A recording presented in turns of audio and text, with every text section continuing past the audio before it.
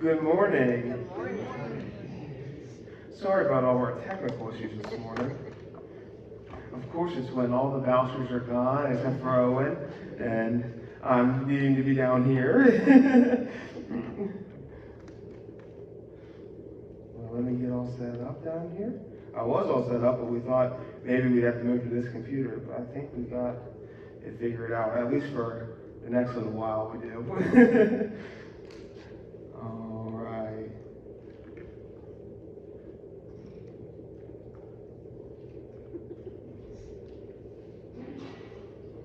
There we go. All right, so this morning, there we go. This morning we're talking about the Father's love.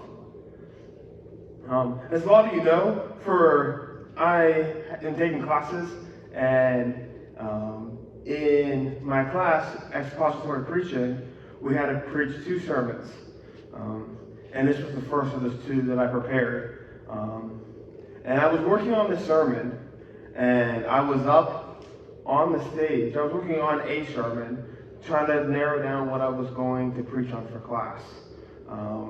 And I was up on the stage, and all of a sudden, the story of the prodigal son came to mind.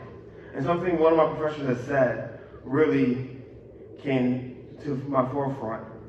I was leading worship. I come down, it was after the last song, and Davey says, "Hey, will you preach for me on the 25th?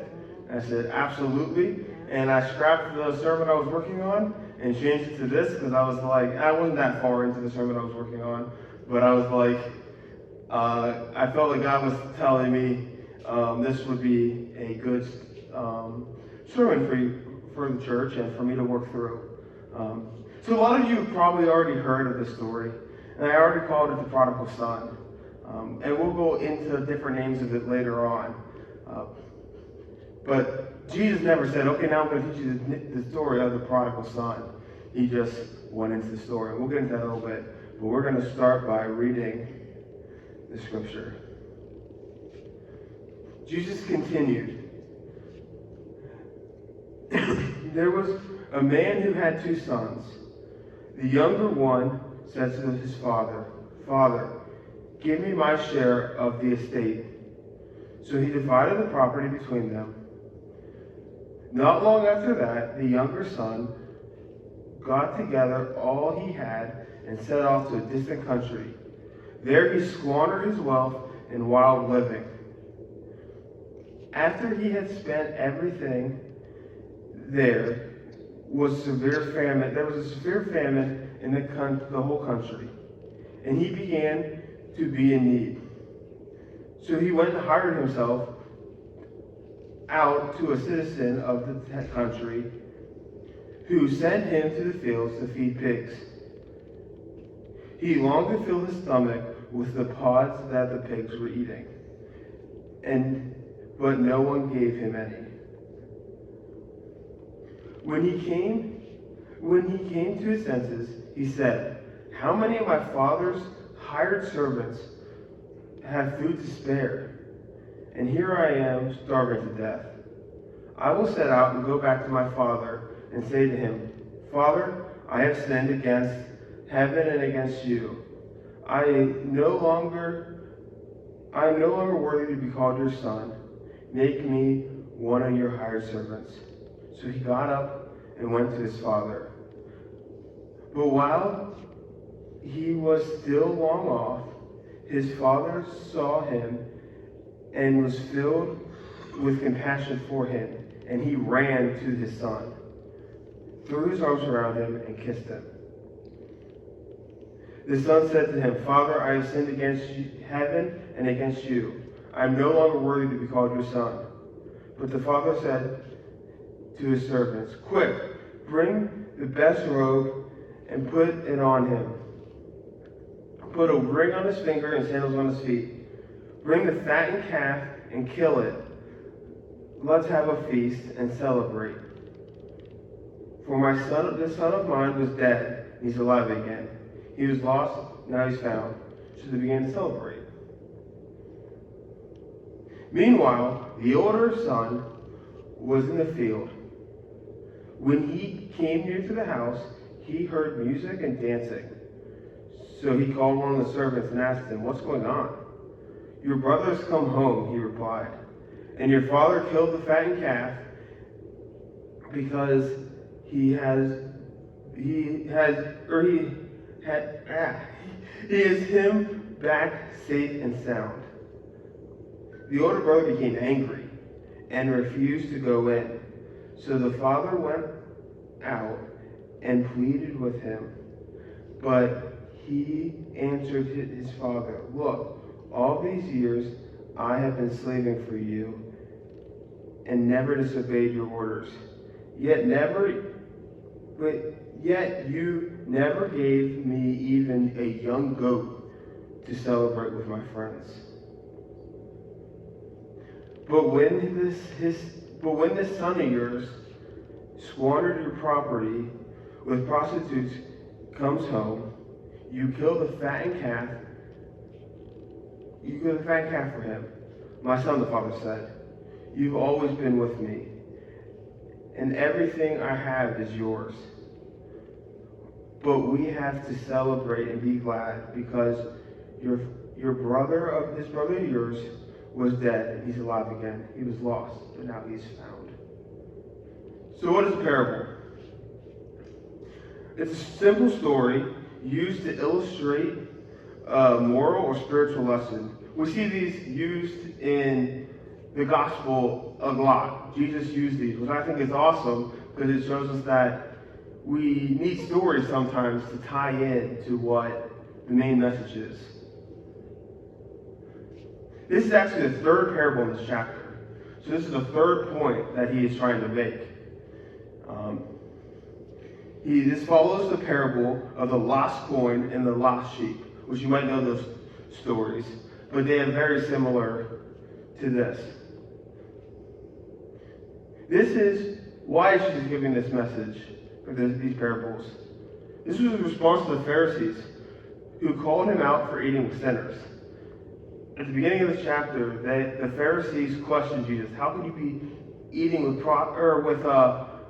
tax collectors and sinners and these terrible people? And Jesus responded with these three stories. And so we're going to get into that a little more as we go through. So who is Jesus talking to? First off, he's talking to a group of tax collectors and sinners, and the Pharisees are listening and asking as well. He points out three different people we can learn from: the Son, the Father, and the brother. So we're going to talk about the Son. What do we learn from the Son? To start, we see him decide to do his own thing. He wanted to do what he wanted to do. And he essentially told his father that his father had no more use for his dad. He was going to go do his own thing. I want my inheritance now. Which some commentators and stuff will say that is pretty much saying, like, I have no more use for you, Dad. I kind of want you just dead. I just want your stuff. You have no use for me. I am done with you. I'm going to go out and do my own thing. And a little bit about inheritance. Ooh, if I can.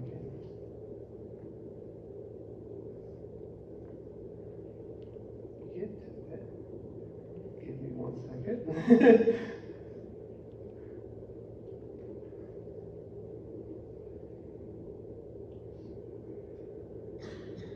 All right. According to Jewish customs in Palestine,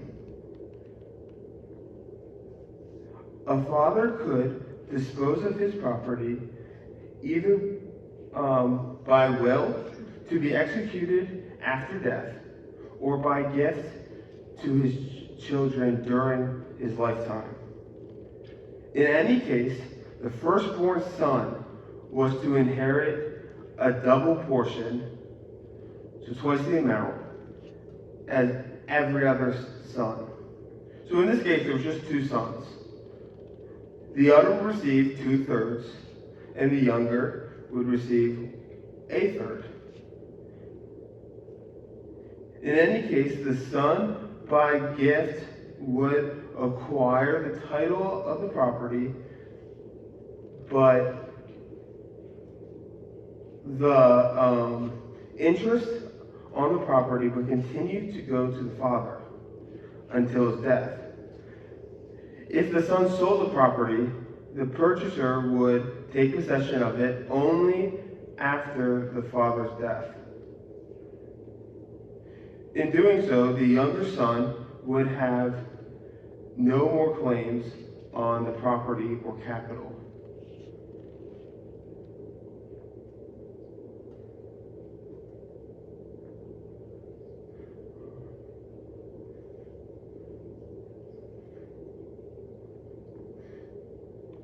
So a quick story that from my life I kind of tie in to this story is I remember being, I think I was a senior in high school.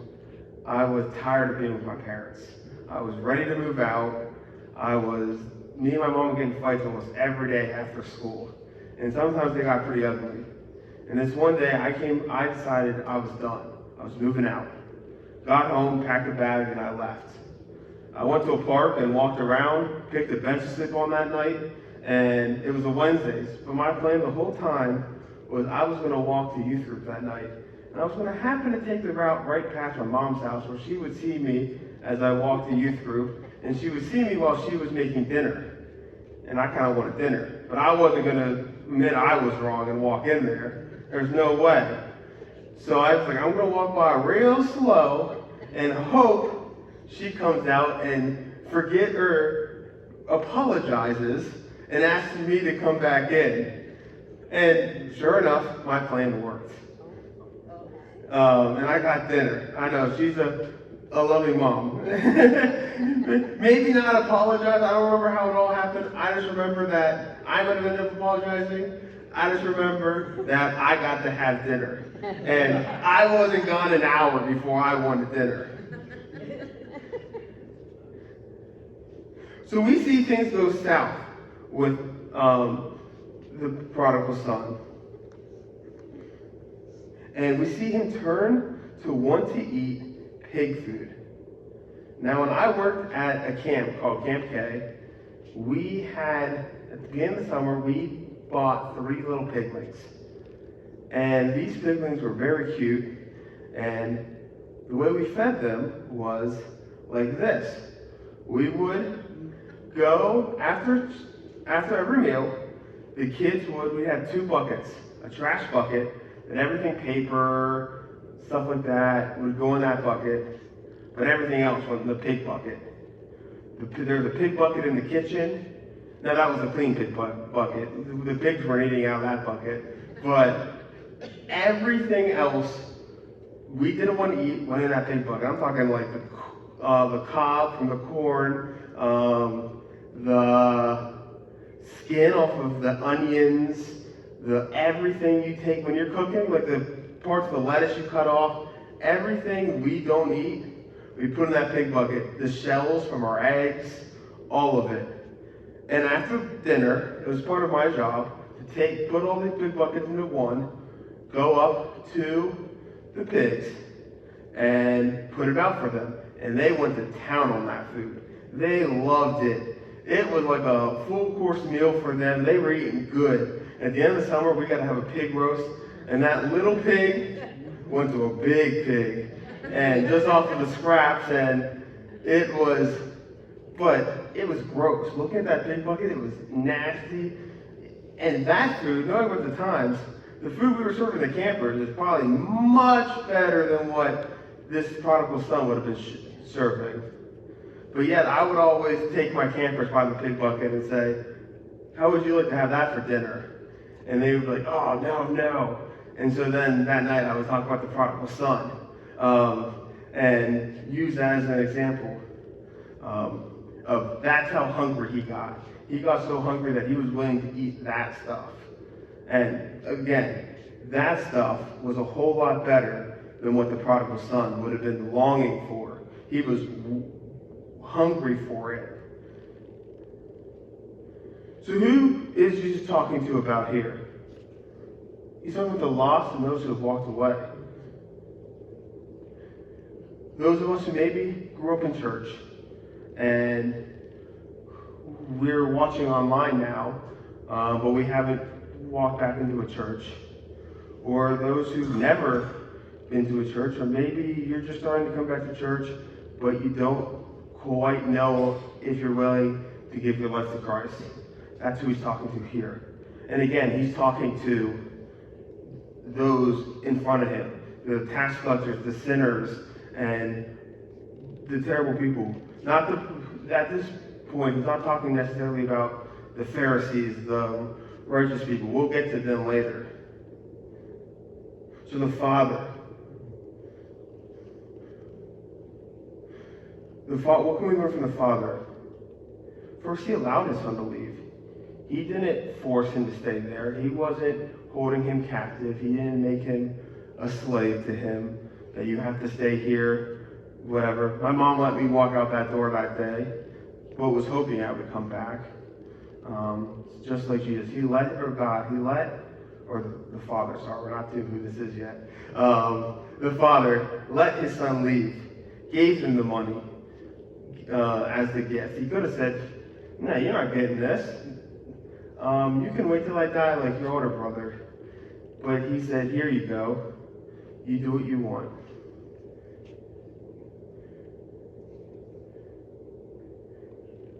I mean, we're looking at a son who just pretty much told his dad, I don't want you alive anymore. But the dad still wanted him and gave him the inheritance early. Here we see a father's unconditional love. He didn't walk out to see him. He didn't wait inside for the son to get all the way there. He didn't even let the son get fully apologized. He ran to meet him. I mean, there's not very many things I'll run for anymore. And I'm sure a lot of you feel that way too. Maybe for dinner. But he ran to meet him, which details the expression of the Father's love.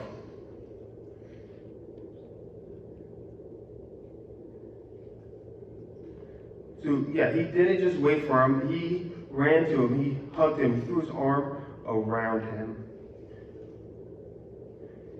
As the story develops, this is but the beginning of the manifestation of a parental love and joy. No matter what was done in the past, it is now. And now time is only for love. He didn't yell at him at this time. I'm sure he probably got that later. But at this time, he was just happy the son was back. We also see forgiveness. He threw his arm around his neck and kissed him. Not just in the sense of greeting or welcome, but in the manifestation of forgiveness. So who's the Father? I kind of spoiled a little bit, but it's God. God is our Father in this sense. That's who he's talking about. No matter what you've done, no matter who you are, he still loves you unconditionally, like this Father. It doesn't matter if you squandered his wealth. It doesn't matter that you have pretty much told him that you want him dead. Anything like that. He doesn't care. He wants you back, and he will run to meet you, and he will forgive you. So lastly, we have the brother. What can we learn from the brother? He's jealous. He's upset that his brother came back. He has been working his whole life for his dad. He's obeyed every word that his dad has given him. Yet he hasn't even been given a goat to celebrate with his son or with his friends. Yet here his brother who ran away comes back and gets everything. Gets a ring on his finger, the best robe, not any robe, the fattened calf, not a goat or anything, and they have a huge party while he's still out in the field working. And he gets mad. He says, "Dad, what? Why is this happening?" And the dad says, "Your brother was dead, and now he's alive again." So what can we learn from the brother? And who could the brother be? The brother could be, if we're Christians, the brother's us sometimes. A lot of times, we've been out doing the work. We've been out being God's children, obeying. And all of a sudden we see someone just starting to come back to church, and everyone's, "Oh, look, we're so glad you're back." But no one cares that you've been over here working diligently. But that's not what God wants us to do. He wants us to run with the Father.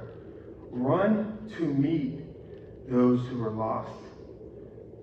Forgive them, which is a lot easier said than done. We talked about this a little bit in men's Bible study, about how hard it is to forgive and love those who are hard to love. And that's who the Son is sometimes. We need to take an example from the Father and run along with him.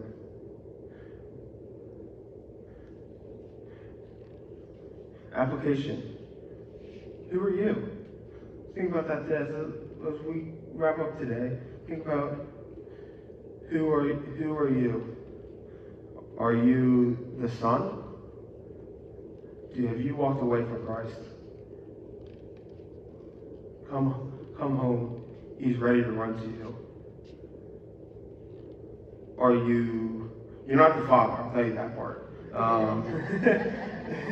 Are you the brother who is off in the fields and you're too busy to even run with the Father to meet the lost? Do you need to return home? If you're the Son, and maybe things aren't going well for you right now, and you are really struggling, come home. Do you know a son? Is there someone in your life who maybe knew about Christ and used to come to church, but isn't anymore? Run to meet them where they are. Don't wait for them to come into these buildings. Run to them while they're still far off. Invite them to church with you. And an idea I had was invite them to church with you, but also invite them to dinner afterwards. Say, "Hey, Sunday, me and my family are going out to dinner after church. We'd love to have you at church and to come to dinner with us afterwards." And at church, or at dinner, give them an opportunity to ask questions. "Hey, what did you think about the sermon today?" Understand it's okay not to know all the answers. You don't have to have all the answers. And actually, if you don't, and say, "Let me go find that out," it shows that they don't have to have all the answers right now either.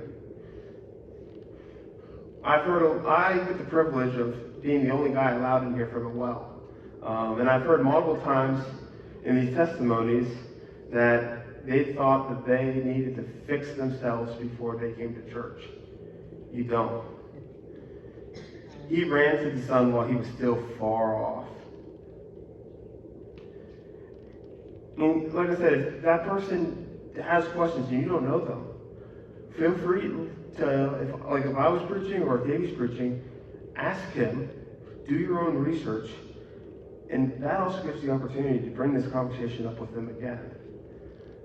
Say, "Hey, I asked my pastor, and God did a little bit more study, and here's what I believe is the answer to your question. I invite you to do your own research. Here's some materials." And that could be a great way to witness to somebody. So how can you show the Father's love this week? Like I said, if there's someone you know who's still far off, run to them. Run after them. Go and forgive them. Show them unconditional love. no matter what they've done to you. Now, maybe you don't go and give them everything, but sometimes you got to be cautious, but still go to them, show love, no matter what they've done, what they said to you. In men's Bible study, we heard, I'm not going to say the name of the person, but share a story of someone who wronged them, and they went years without talking to that person. Then they ran into them like years later and talked it out, and then we're able to be, they're not best friends, but friendly again and talk again. And sometimes that person doesn't really know why you haven't been talking to them, but run to them. So as the last song plays, it's actually called the Prodigal Song. It's by Corey Asbury. I found it as I was preparing this sermon, and I think I've heard it before. But it talks about that father's love. I forgot to mention this earlier, but in the commentaries I saw different names for this parable. You had the prodigal of the parable son, the prodigal of the two sons, then the parable of the two sons, and the parable of the father's love. And I like that one better than the prodigal son because it focuses more on who God is and that he's answering the Pharisees who is saying, why are you sitting with these guys? They are sinners. But we are called to go and be with them. So as this last song plays, think about these three questions. Who are you? Do you need to return home? Is there someone you need to run to? Let's pray and then we'll play one last song.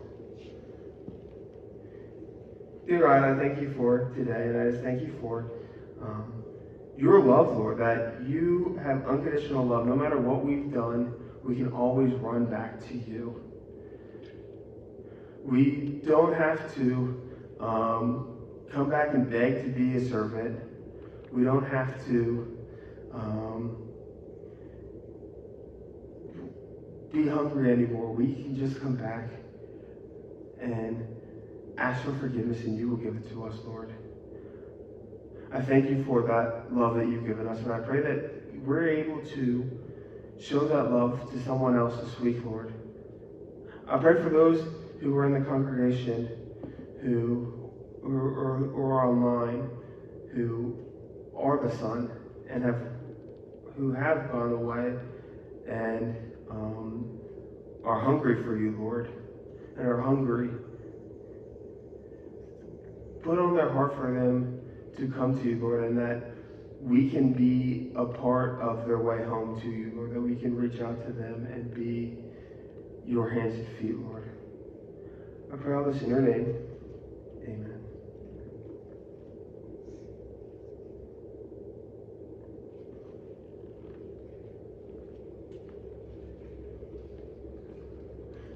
During this last song, the altar is open if you need it.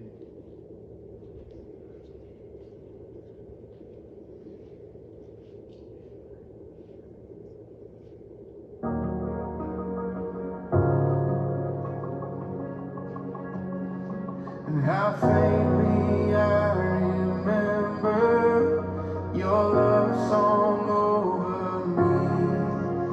But the further that I wander, the noise is deafening. Now the only